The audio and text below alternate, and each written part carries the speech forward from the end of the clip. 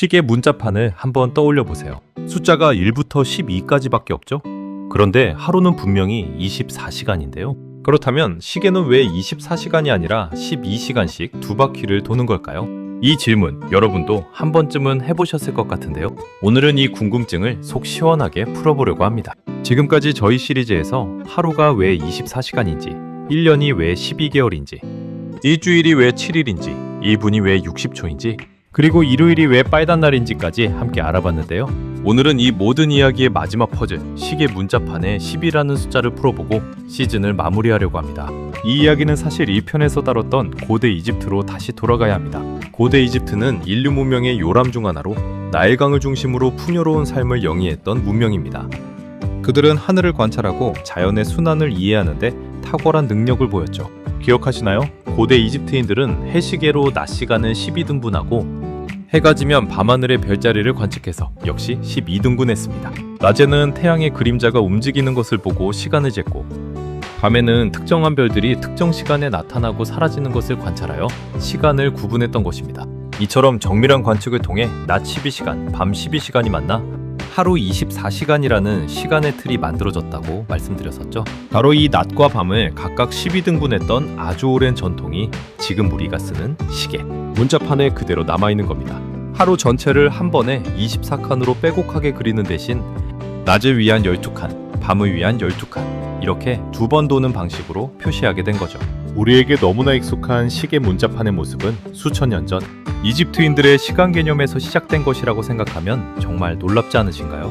이러한 시간, 전달 방식은 단순히 숫자를 나눈 것을 넘어 그들의 우주관과 자연에 대한 깊은 이해를 반영하는 것이었습니다. 그렇다면 이런 시간 체계가 실제 시계라는 구체적인 물건으로 만들어진 건 과연 언제였을까요? 앞서 4편에서도 잠깐 다뤘듯 14세기 무렵 유럽에서는 톱니바퀴로 정밀하게 움직이는 기계식 시계가 발명됩니다.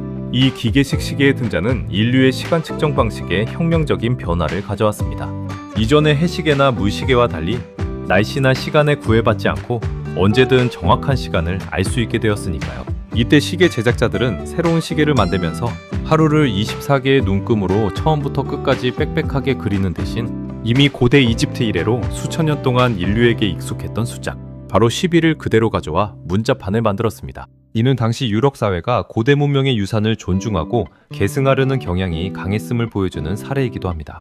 그리고 낮과 밤을 명확하게 구분하기 위해 라틴어 표현을 빌려와 시간을 표시하기 시작합니다. 정오를 뜻하는 라틴어 메리디엠을 기준으로 정오 이전은 안테 메리디엠, 만테 메리디엠, 줄여서 AMA, M, 즉 오전이라고 부르기 시작했고요. 안테는 이전을 의미하고 메리디엠은 정오를 의미하니 정오 이전이라는 뜻이 되는 것이죠. 정오 이후는 포스트 메리디엠, 줄여서 PM, M, 즉 오후라고 부르기 시작했습니다. 여기서 포스트는 이후를 의미하여 정오 이후라는 명확한 의미를 지니게 됩니다. 지금 우리가 일상적으로 사용하는 오전, 오후라는 개념이 바로 여기서 유래한 것입니다. 언어와 문화가 결합하여 시간의 개념을 정립한 매우 흥미로운 사례라고 볼 수 있습니다. 그렇다면 왜 하필 정오와 자정이 하루의 기준점이 되었을까요? 여기에 대한 답도 역시 고대인의 관찰에서 찾을 수 있습니다. 정오는 하늘에서 태양이 가장 높이 떠오르는 순간입니다. 이때는 그림자가 가장 짧아지는데요. 해시계만 가지고도 이 순간을 아주 정확하게 관측할 수 있었기 때문에 하루 중 가장 명확하고 변함없는 기준점 중 하나였습니다. 태양의 움직임은 모든 인류에게 공통적으로 관측 가능한 현상이었고, 특히 그림자의 길이를 통해 시간을 측정하던 시대에는 이 정오가 시간의 시작과 끝을 정하는데 매우 중요한 기준이 되었습니다. 그리고 정오의 정반대편, 즉 태양이 지구 반대쪽에 위치해서 지구가 가장 어두운 순간을 자정으로 삼았습니다. 자정은 밤의 한가운데로 낮의 정오와 대칭을 이루는 지점이었습니다. 이렇게 하루 중 가장 관측하기 쉽고 명확한 두 순간을 기준으로 낮과 밤, 그리고 하루를 나눈 것입니다. 고대인들의 지혜로운 관찰력과 자연현상에 대한 깊은 이해가 만들어낸 기준이라고 할 수 있습니다. 이처럼 시간을 나누는 기준에는 단순히 편의를 넘어선 우주적, 철학적 의미가 담겨 있음을 알 수 있습니다. 여기서 흥미로운 사실을 하나 더 말씀드릴게요. 우리가 지금 너무나 당연하게 여기는 시계 바늘이 도는 방향, 즉 시계 방향은 왜 항상 오른쪽으로 도는 걸까요? 이 질문에 대한 답도 역시 해시계에서 비롯됐다는 설명이 가장 유력합니다.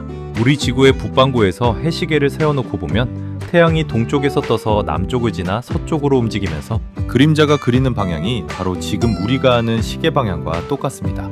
즉, 태양이 시계 반대 방향으로 움직이는 것처럼 보이지만 해시계의 그림자는 그 반대 방향인 시계 방향으로 이동하는 것이죠. 그래서 훗날 톱니바퀴로 움직이는 기계식 시계를 만들 때도 이 그림자의 움직임 방향을 그대로 따라했다는 것입니다.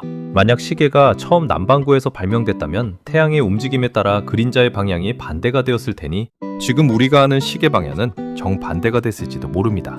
생각해보면 정말 재미있는 상상이죠. 우리가 당연하게 여기는 작은 디테일 하나에도 이렇게 깊은 역사적, 지리적 배경이 숨어 있다는 사실이 새삼 놀랍지 않으신가요? 자, 이제 시즌 전체를 짧게 돌아볼까요? 1편에서는 고대 이집트인들의 해시계와 바빌로니아 문명의 60진법이 만나 하루 24시간이라는 시간체계가 만들어진 흥미로운 이야기를 다뤘습니다. 2편에서는 고대 태음역에서 시작해서 로마 제국의 달력 개혁을 거쳐 지금 우리가 사용하는 12달 달력이 완성된 과정을 살펴봤고요. 이는 정치적, 사회적 변화가 시간 개념에 어떤 영향을 미쳤는지 보여주는 중요한 사례였습니다. 3편에서는 밤하늘의 7천체, 즉 해, 달, 그리고 고대인들이 육안으로 관측 가능했던 5행성, 화성, 수성, 목성, 금성, 토성이 어떻게 일주일 7일이라는 요일 체계가 되었는지 그 신화적이고 천문학적인 사연을 알아봤습니다. 4편에서는 손가락으로 60까지 셀 수 있었던 고대인들의 독특한 계산법이 지금의 60분, 60초라는 시간의 최소 단위로 이어진 이야기를 다뤘습니다. 이는 단순한 계산법을 넘어 실용적인 필요에 의해 발전된 인류의 지혜를 엿볼 수 있었습니다. 그리고 5편에서는 로마 황제의 칙령과 중세 수도사들의 종교적 관습이 만나 일요일이 쉬는 날, 즉 빨간 날이 된 배경을 알아봤습니다. 이는 종교와 권력이 시간 개념에 어떤 영향을 미쳤는지 보여주는 역사적 흐름이었습니다. 그리고 오늘 6편에서는 이 모든 조각이 시계 문자판이라는 하나의 물건 위에 어떻게 모이게 되었는지, 즉 고대의 관찰부터 중세의 기술 발전, 그리고 언어적 개념까지가 총체적으로 결합되어 우리가 아는 시계가 탄생했음을 확인했습니다. 결국 우리가 매일 손목이나 벽에서 무심코 바라보는 시계 하나에는 수천 년에 걸친 인류의 끊임없는 관찰과 정교한 계산, 그리고 여러 문명의 지혜와 문화적 선택이 촘촘하게 겹쳐져 있는 것입니다. 단순히 시간을 알려주는 도구로 넘어 인류 역사의 축소판이라고도 할 수 있겠죠. 너무나 당연하게만 여겼던 것들을 하나씩 파헤쳐보니 우리 일상 곳곳에 이렇게 많은 이야기와 역사적 배경이 숨어 있었다는 게 놀랍지 않으신가요? 우리 주변의 모든 사물과 현상 뒤에는 깊은 이야기가 숨어 있다는 것을 깨닫게 됩니다. 시간과 달력 이야기는 여기서 일단락되지만 우리 일상에는 아직도 파헤쳐볼 만한 당연한 것들이 많이 남아 있습니다. 다음 시즌에서는 우리가 매일 보는 신호등의 빨강, 노랑, 초록은 왜 하필 이색인지부터 시작해서 단위와 관습, 문화 속에 숨어있는 다양한 이야기들을 계속 다뤄보려고 합니다. 우리 주변의 작은 궁금증들이 어떻게 인류의 지혜와 역사를 담고 있는지 함께 탐험하는 여정은 계속될 것입니다. 지금까지 저희와 함께 해주셔서 정말 감사합니다. 다음 편에서 새로운 이야기로 만나요. 구독과 좋아요도 꼭 부탁드립니다.